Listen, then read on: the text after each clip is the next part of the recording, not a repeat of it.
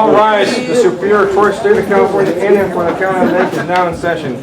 Honorable Judge Stephen Hedstrom presiding, Assistant Presiding Judge Richard Martin, Judge Michael Lunas, and Commissioner Vincent Beckowitz.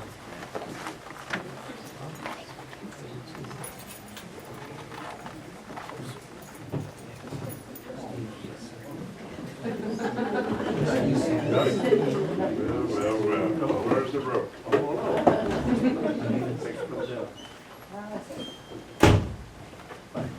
Hey! I emailed you the other day. Oh, did you? Yes. Turn it on sometime. I will. Okay, come to order.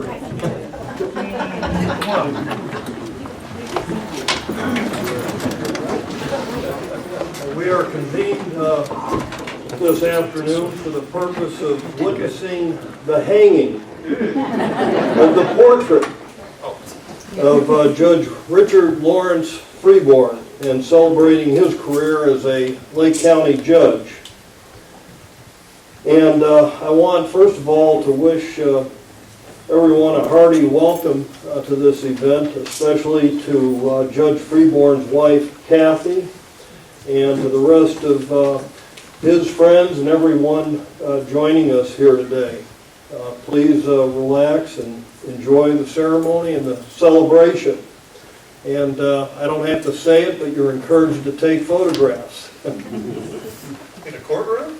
In your courtroom. Sorry about that. Please allow me to make a few introductions. I don't know that they've already been introduced. We have Judge Bob Crone, retired Judge David Herrick, retired Judge Art Mann, and those of us on the bench consider our commissioner as a retired judge as well. And to my left is Judge Rick Martin. To my right is Judge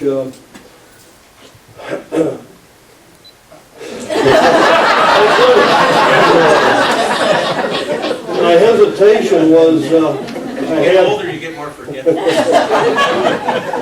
I had Andy Blum in mind, who is not here, and he regrets that he couldn't make it, but some last-minute business came into the court, and he was elected to take that business.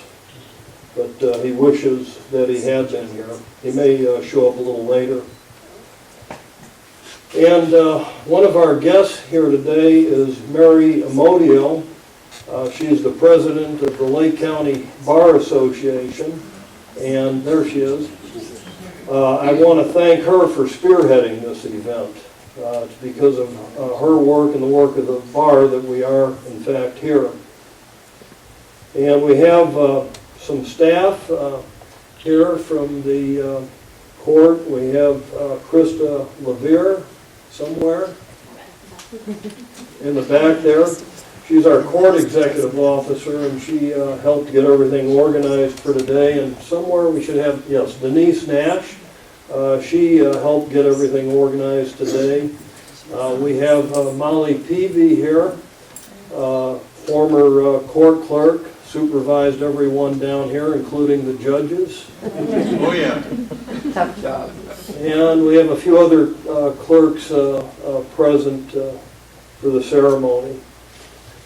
I just wanted to make a few comments, and then I'm going to open it up to others. I met Judge Freeborn in this very courtroom about the time of my first or second jury trial as a criminal defense attorney. And I had brown hair at the time. I was bright-eyed, and I was nervous as all get out trying one of my first cases before him. It was a DUI case in 1975 or 76, about 37 years ago. Judge Freeborn probably doesn't have any memory of this. He was outstanding. This is when the legal limit was about .15, not to date Judge Freeborn or myself. In any event, since that time, I worked in his courtroom as a deputy DA and then later as district attorney. Upon his retirement in 2001, I succeeded him as Superior Court Judge in Department 4. During high school and college, Judge Freeborn worked as a warehouseman, a seasonal farm worker, and at the complaint desk of a newspaper. And you may not realize it, but he played the piano with a dance band for about 15 years in his early career. He's a graduate of local grammar and high schools out of Upper Lake and went to UC Berkeley and then to Hastings, and after law school came back home to work and has been here since. He worked for the Lake County District Attorney as an investigator. He later worked for the DA as a deputy district attorney. He worked in private law practice, and then he had his career as a judge that started in 1967. He worked as a judge of the Justice Court in what was known at that time as Clearlake Highlands Judicial District. He didn't even start in this courtroom. That was just a little bit later. Then after about 15 years as a Justice Court judge, he took a break of about 6 years and then came back on the bench as a Justice Court judge for what then was called the South Lake Judicial District. He did that from 1988 to 1993. And then it became a municipal court, South Lake Division, and he was a municipal court judge from 93 to 98, and then from 98 to 2001, judge Superior Court, Department 4, and then retired. After his retirement, he was very generous in helping me get acclimated to the bench. And if you do the math, he was a sitting judge for about 27 years. He's been a retired judge for about 12 years. So he's got a remarkable 39 years in the judging business, and I suspect that that's more than any judge in this room and most every judge in the state. He's an institution in Lake County, and particularly in the city of Clearlake, where he lives. And he is dedicated to his community. He's had extraordinary volunteer community involvement over the years, including with the Lakeshore Lions Club, Lakeshore Volunteer Fire Department, the Boy Scouts of America, and his famous weekly judges' breakfast meetings that I think may have taken on a different name here recently. Although his judicial philosophy is that people are accountable for their actions, and I saw plenty of that, one of his proudest achievements on the bench was his development of a drug court program in Lake County courts that was begun in March of 1996. And he was an early adopter of that strategy, if you will. And he takes great satisfaction in seeing people in the community who have success stories after graduating from drug court. I remember when I first came on the bench, we went out to lunch a few times, and he'd just be pointing around at different people who were success stories. And that tells you a lot about Judge Freeborn. In my view, he's simply a good guy who likes to be around people and likes to help people succeed in life. Through most of his life and career, he and his wife, Kathy, have walked side by side. They've been married for more than 50 years, another remarkable achievement. And he and Kathy have 3 sons that Dick brags about every now and again as we converse. And his family certainly is his most distinguished achievement. In any event, I'm very privileged to preside over this well-deserved honor for Judge Freeborn. At this point, I'd like to open the floor up. Let's start with Judge Mann. If you would like to make any comments. I'll be very brief. Dick, congratulations on having your picture hung today. I thought that I had the record of waiting the longest that anybody could ever do, but you shattered that record by delaying it. It's always difficult, I felt, to sit in a court where you're hanging on the wall looking at yourself. I'd like to echo a few of the things that Judge Hedstrom said. One thing that always impressed me was your dedication to community service. Your judge's breakfast served to educate the public on whatever was a hot topic and get true facts out there rather than rumors, which I think always helps the community as a whole. Also, your commitment to drug court was essential. At that time, we were community courts. You and I were the two community court judges, and I was not enamored with the idea of drug court. We had it because of your efforts. And I have to take my hat off to you. Once I got into the drug court, I found out it was a successful thing. It does work. The community owes you a great debt for that. Congratulations on your career. Thank you. Thank you, Judge Mann. Judge Herrick? Well, Steve Hedstrom and I are pretty much parallel in our careers, and so I met Judge Hedstrom about the same, or Judge Freeborn about the same time, roughly 37 years ago. My first impression remained my last impression of Judge Freeborn as a judge. I came down here for the first time as a fledgling deputy district attorney to observe the judge at work. And it was a Friday preliminary hearing calendar, I believe, and Dave Copenhagen was prosecutor. And the calendar kept going and going and going, and it got to be 4 o'clock, 4:30, and hadn't even started the preliminary hearing yet. So arrangements were made. We had the preliminary hearing, and I remember driving back in the dark to Lakeport. Similarly, a little bit later, I observed my first jury trial, and Bob Crone was the prosecuting attorney who wore polyester leisure suits in those days.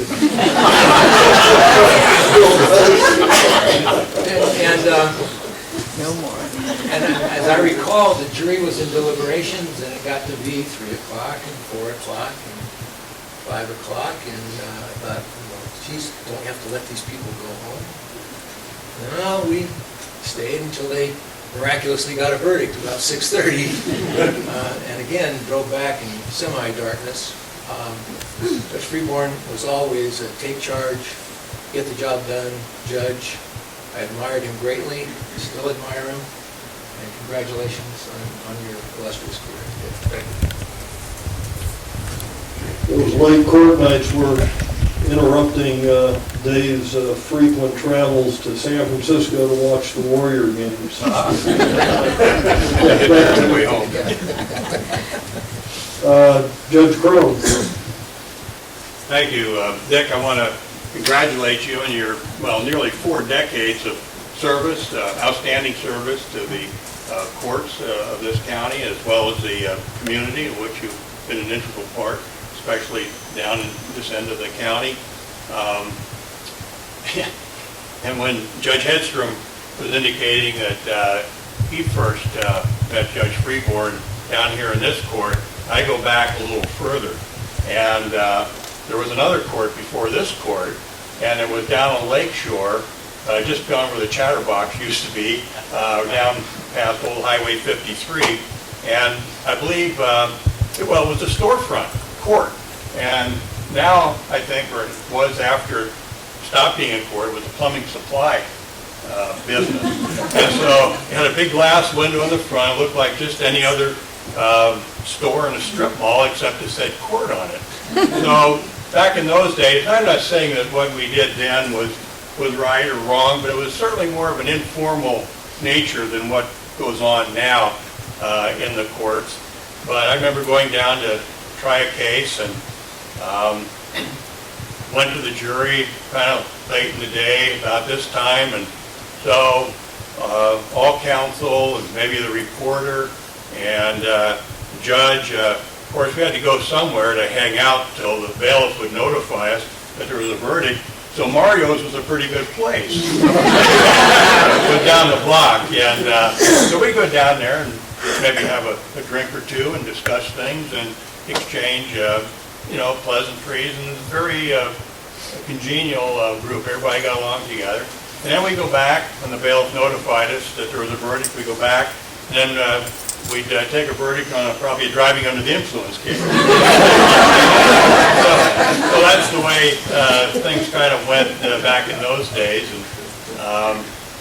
But another matter that was touched on by Judge Hedstrom was the transitions of the court. And it's easy to say it went from a number of justice courts to a smaller number of justice courts, and then to a municipal court, and then to a Department of the Superior Court, going through all the different aspects of consolidation, coordination, unification. But each one of those steps, which Judge Freeborn was involved in, those were big steps. They were big steps in this county politically. They were also big steps as far as the administration of the court goes. You close a court, or you consolidate, you have personnel problems, you have this problem, and record keeping. And anyway, at all stages, Judge Freeborn was a leader in how that consolidation went and came about. And so I think we've got a pretty good system now in Lake County. It's a unified system, but how that came about and the system that it is today, in large part, is due to the input that Judge Freeborn gave to the courts of this county. So I want to thank you now, and looking back, thank you in the historical perspective for all of your input. Okay, and a good friend too. And all we need now is a couple new courthouses, right? One more thing. I never questioned his judgment except once. And this was, I don't know if you remember this, but I do. And we were much younger then. We were in shape. You did a lot of hiking with the Boy Scouts, and I did a lot of solo backpacking up in the mountains. So he comes to me with this proposal, and he says, how about you and I, maybe a couple others, hiking the Pacific Crest Trail? Jeez. And so I'm thinking, Pacific Crest Trail, hiking the Pacific Crest Trail. So, I was almost, in a weak moment, I almost said yes. And then he says, well, we start down in Southern California and we go up, to the Oregon border. And I'm thinking, man, that's a long way to drive, let alone walk. And so my better judgment in that case, I declined. And I'm not sure, did you ever do that? Major pieces of it. Major pieces of it, yeah. So I thought if I did it, I could just imagine the headline, and he survived by a wife and... Anyway, congratulations. Oh, you were? 2 kids. Oh, my, okay. Thank you, Judge Crone. Commissioner Lemwick. I want to congratulate you, Judge Freeborn, and also thank you. What Judge Freeborn doesn't know is I've picked up a lot of tricks from him over the years. And, judicial management techniques. Let's see, where are we going here? Now, what he also doesn't know is when I get a compliment, I accept it graciously. And when somebody complains about one of these judicious tricks, I say, well, I learned that from Judge Freeborn. Now, some of you may not know that I have to work I'm working under his shadow in this courtroom a couple of days a week. And everybody's here to tell good stories. Well, I had a complaint. I take the bench sometimes, I'm running through a calendar, and somebody pipes up, I want the other judge. And they say, I want the real judge. I said, well, I am the real judge, a little bit retired. And they said, no, I want Judge Freeborn. When is he going to be back? And I, it's going to be worse with this photo here. I'm sorry. Don't be surprised if Very Don't be surprised if you come in on Monday or Tuesday and there might be a little like drape over the top. And Wednesday through Friday, it'll be off. Thank you very much for teaching me and watching you do things. Okay, now we'll hear, thank you, Commissioner Leckwood. Now we'll hear from Judge, what's his name? I'm the newest guy on the bench, and when you get elected to the bench, you acquire a first name. What's your name? They know my name. You acquire a new first name, Judge. It's hard to get used to. I was down here in Clearlake a few months ago. I was at Walmart. A friend of mine said, "Hey, Judge." I turned to see, had a little conversation. Somebody came around the corner and said, "Oh, I thought Judge Freeborn was here." I echo the comments. In South County, the judge is Judge Freeborn. Like others, when I first started practicing, my first trial was in this courtroom, bench trial, in front of Judge Freeborn. Been in his, as a practicing attorney, been in his court many, many times. Also during his respite from the bench when he decided to join the ranks of private practitioners here in Lake County again for a period of time. The judge and I had a number of cases against each other, a civil case against each other. We were adversaries. Judge Freeborn was a hallmark of professionalism, always reasonable, a gentleman, and forever gracious as an attorney. And as a judge, strikes me as one of the calmest, the coolest, and collected judges you come across on the bench. Congratulations. Thank you, Mike Lewis. Look forward to Congratulations. Congratulations, Chief. It could be a little intimidating when you're going up against another attorney who also was working as a judge at the same time. Isn't that right? For a period of time that you were a justice court judge and attorney as well? But I couldn't practice in the justice court, obviously. About a third of the practice was family law, and the other third probate and so forth. The rest, whatever walked in the door to pay the light bill, but nothing in the justice court. Hey, Judge Martin. Thank you. I thought you weren't going to let me talk. I'm not going to repeat a lot of the things that were said, but I remember, and this is a lot of years ago, people were talking about judges in the county and so forth, and they said, well, what organizations does Judge Freeborn belong to? And I said, are you talking about down in the Clearlake area? And they said, yeah. I said, well, if you name a couple that he isn't in, everything else is what he is. And I think that's true. I mean, you can hardly think of an organization, whether you're talking about mental health, fire department, the entire gamut. He has been actively working and volunteering his wise advice and his services for many, many years, and the community is fortunate to have that. I also had contact with him in regard to the drug court. And at the time, I was a deputy district attorney, prosecutor, and that was a bunch of mamby-pamby stuff that was hand-holding, and I didn't want to have anything to do with it. But as I progressed through my career, all of a sudden I was asked to do a drug court by some of the people that were involved in it, and I had had discussions with Judge Freeborn about that. And what I really appreciated was his understanding of how to help people. And he really is a people person. He understands people. He just addresses the human aspect problem of what's going on in the case and helps the person to extricate himself from that. And drug court, I found out, ended up turning around a lot of people to have a good life as opposed to just being locked up time after time after time and not doing society or them any good. And the other thing that I found out was those people in the drug court not only wanted to succeed and fulfill all the guidelines that he said, but they didn't want to let down Judge Freeborn. They were going to make that course because they didn't want to let him down. He was like their uncle or their father or grandfather. He had this authority figure that you just didn't want to displease. You wanted to make them happy. And I think he still has that ability, he still displays a variety of different cases.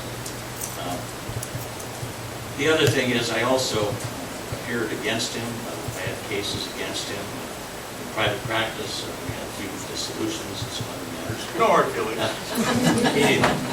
And that's what I was going to say. In every case, no matter how contested the litigation was, he was a gentleman. And we could sit down afterwards, have coffee, talk about the case, talk about other things that were going on in our life. And as the years have progressed, there are a lot of attorneys that have kind of forgotten that civility. Judge Freeborn always had it, still has it, and always will. And I think that's the mark of a true professional. And it's been my pleasure to know and work with you for the last 30 years, 35 years. Thank you for your service. Comments, Ms. Amodio? I always have to say something. I'm Mary Amodio from Lake County Bar, and we'd just like to thank you for all your service all these years. I've only been practicing for about 5 or 6 years, and so Judge Freeborn, when he has, we've had contact, has primarily been when I was mediating or working with mediators in the court. And Judge Freeborn has been a real proponent for that and was one of the people that helped start it in the county, so we really thank you for that. It's a good option for people to find resolution. And as the judge told me once, everybody does stupid sometimes, so. So it really helps if you keep that attitude that we all screw up and that, you know, there's always some redeeming value to everybody who's in the court. And he's always very gracious. We really appreciate all that you've done and all you continue to do in the courts. At this point, Mr. Bailiff, what we'd like you to do is maybe display this portrait and then officially hang it. You have to roll.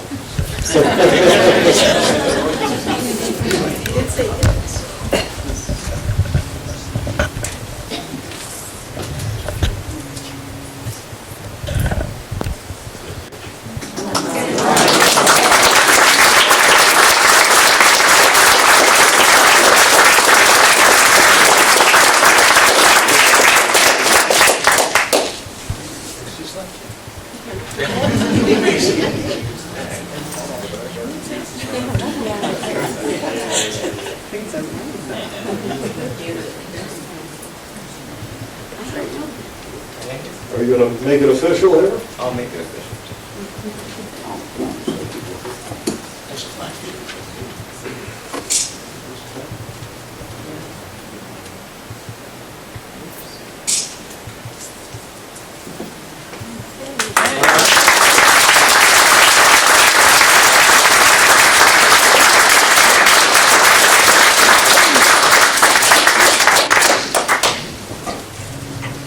Judge Freeborn, you get the last word. There's none left. You covered it all. I made the mistake of giving him a biography that I'd done for one of the law book companies. I got it all down there. But I am going to ask a special exercise of you folks, and it was kind of prompted by what Mary was saying. I want all of you to look to your left, look to your right, around the courtroom, and tell me if you see anyone wearing a halo. Looked in the mirror this morning, I didn't see one there either. I mean, even Debbie and Mel, as nice as they are, you know. Everyone does dumb now and then. Some do it more than others. Now and then you run into some guy who's a flat-out psycho, and all the best you can do for society is keep them away for the longest time the law allows to keep them off the street. Most of the people, if you work with them and use a little common sense and patience, kind of see the light and it's all sorted out. I can't say hello to everyone here individually because there's just too many of you. There's a couple of special recognitions though. Former Chief Clerk Debbie Harris and her sister Melba, and former Chief Clerk Holly. Thank you all for being here. And to Linda Hedstrom, I think the only woman that ever bought me a drink. It's a highball at a Chamber of Commerce event, as I recall. I am going to kind of skip through my notes here because so much has been covered already, but just a brief account of how I got here. My folks, my sister and I moved to the east in 1945 and ended up building a little Montauk gas station, store, trailer park, laundry, boat gas on a 2-acre parcel that ran through Highway 20 to the lake. And boy, was I lucky. Got to spend a lot of time with my parents, and didn't every kid have a boat, a pier, and a beach, and a mountain to climb? And when I got old enough and got a car, my boat had a gas station. As mentioned, Upper Lake High School, second grade through high school. I had a general idea, graduating with 35. I wanted to enter a profession that would be helpful to my fellow man. Number precept is service to humanity is the best work of life. And all of you folks in here, I think, exemplify that as well. And you're all involved in ways of helping other people. Service to humanity is the best work of life. I went to UC Berkeley initially thinking I'd be a doctor. I went to pre-med. My sister was going to med school. My dad's youngest brother was a doctor. Yeah, you can help people being a doctor. I was real good at chemistry and stuff, turned out. And I was getting good grades in political science and history and such things. What the heck do you do with that? A wise counselor suggested law school. I took the LSATs and did extremely well in that, and off I went to Hastings. I'm not going to tell you all about those study years, but the city was interesting to a country boy. And after my studies, I would sometimes of an evening go to San Francisco Airport for a coffee. Look at the planes and all the people from all over the world, exotic dress and appearance. One evening during my freshman year in law school, I saw a very distinguished looking gentleman in a dark suit seated by himself. I walked up and inquired, "Are you Chief Justice Earl Warren?" "Well, yes, I am," he replied. I introduced myself as a first-year law student at Hastings. He asked me to have a seat with him, check. At that point, his two young assistants came dashing around the corner looking concerned, and he waved them off. We discussed law school, discussed the famous case of Brown versus Board of Education. I don't know why, but on an impulse, I asked him, "How does a judge decide a case?" Pay attention, lads. He reflected and replied, "First you consider the briefs that are submitted, the arguments of counsel, the rules of construction that apply, and then arrive at a tentative conclusion. Then you ask yourself, is it fair?" You know, that's still good advice for a judge. Not bad. Summers just mentioned, I worked in a number of things. I was fortunate to graduate after 4 years of college and 3 years of law school without owing anyone anything. I married my wife, she had a $1,000 student loan. I said, well, that's not too bad. Later on, I found out that she owned a hand-carved Baldwin grand piano, and I figured that was a real good trade-off.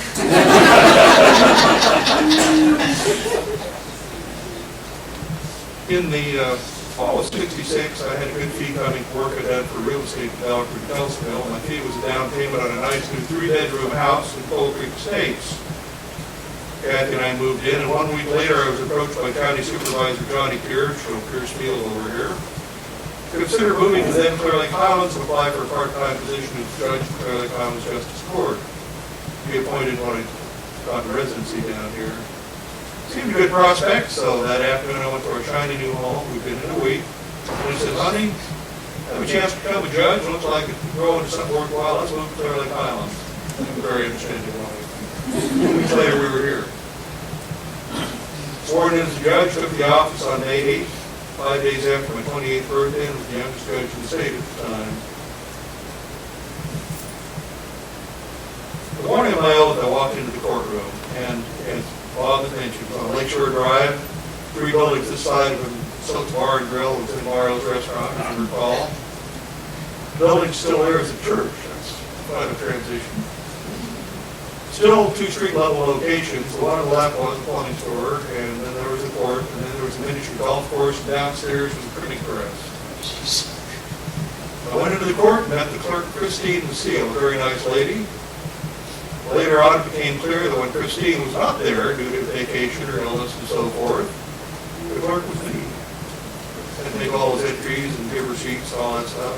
Early I learned how indispensable clerks are. The bench was an old oak table on a raised area about 10 inches above the courtroom floor. With no prior judicial training, I started conducting proceedings. Surprisingly, it went well. A few days later, Under Sheriff Howard Norton showed up and told me they couldn't afford to put a bailiff in the court.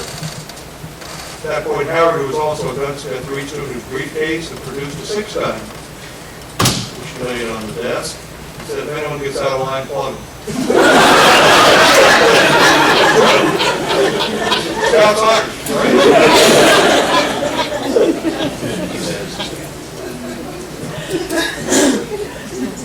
One criminal jury trial had 12 defendants. It gained some publicity so the reporters and other interested folks.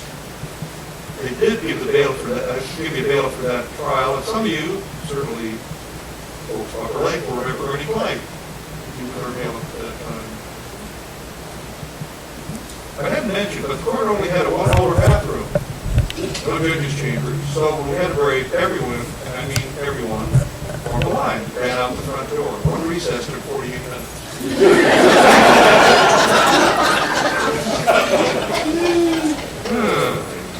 Shortly after that, the board of supervisors saw the need, the security grant to build this present courthouse, and where were we glad? The court was open full-time, but we only had cases starting in 67 and half time a day, but by 81, the county was growing, and it was getting up to over 3.5 days a week that I was on the bench. My private practice wasn't really much. I'm raising 3 kids that I brag on, like to say.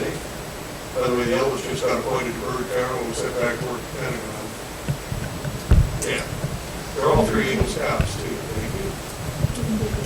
Anyways, I figured taking a little over $900 a month, and maybe a little raise was in order, so I went to the board, and basically they said, about a dime more.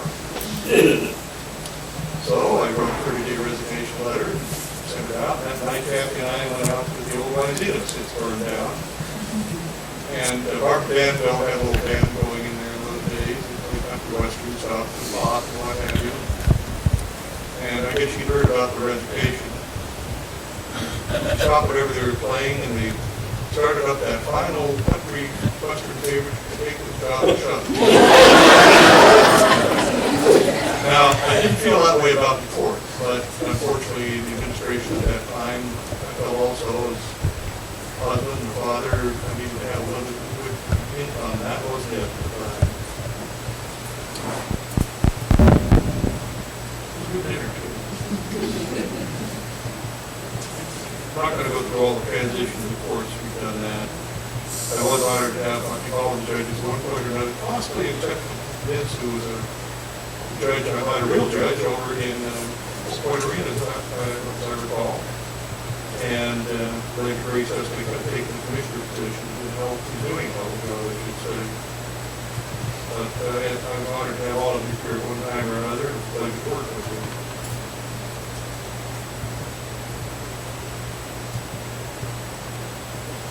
Drug court's been covered. I'll mention it briefly at the end of the time. We're kind of open for about 5 years, maybe 4 or 5 years. We had a 58% success rate. People test completed. They just had a minor glitch. We got them straightened out. Not too bad in that business. Very good. And you were real good, as was Molly, about working with the people and being eyeball, and being friends with them too. And I'm sure we still see people in the store, at the gas station, or the post office or something that, you know, they did their share of stupid and got straightened out. So, very gratifying.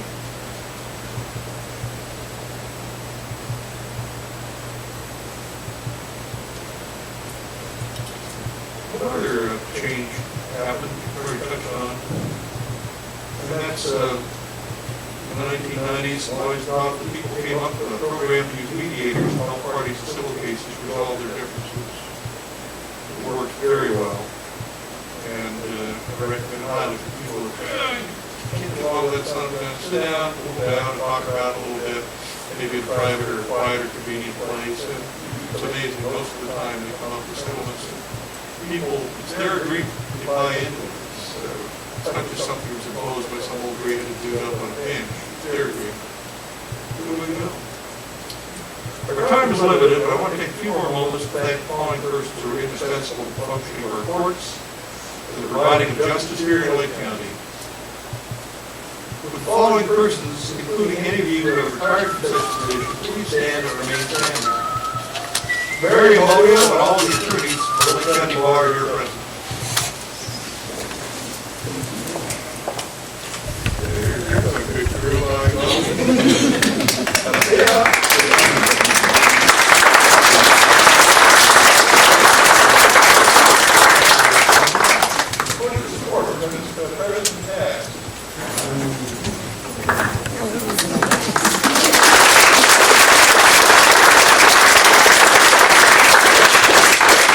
Let's see, we have any reporters here with the exception of our diligent? No. But I think into mediators, I think I saw a couple more rattling around back there. Yeah, around maybe.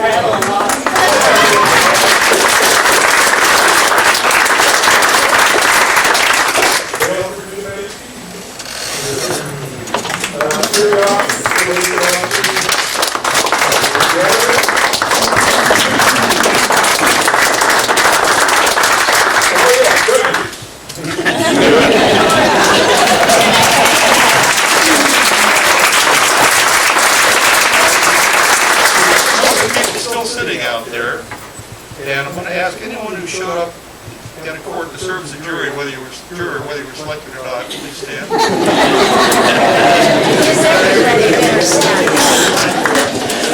special guest here today, we have Boy Scouts for 244, I believe, Liberty. How many?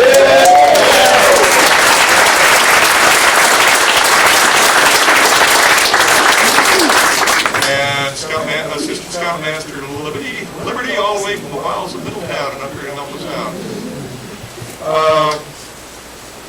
Also, there's some other folks out here we have to thank that I haven't recognized yet.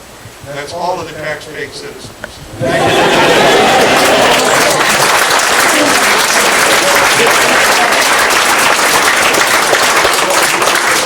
And with that, thank you all very, very much for your heart, and we are adjourned.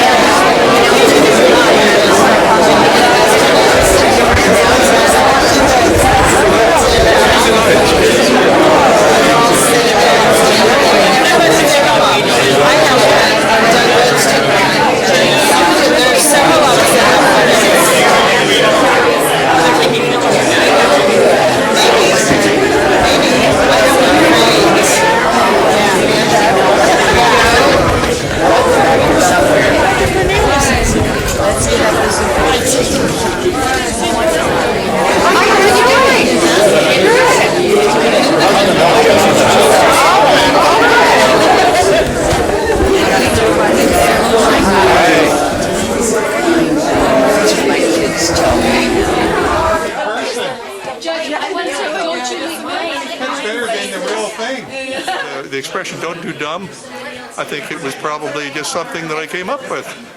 I'm not copying anyone with that one. Service to humanity is the best work of life is obviously something of a takeoff on the golden rule, and it was a precept of the Junior Chamber of Commerce, the JCs, and I was a member of that for a time. Still a good thing to live by. Service to humanity is the best work of life.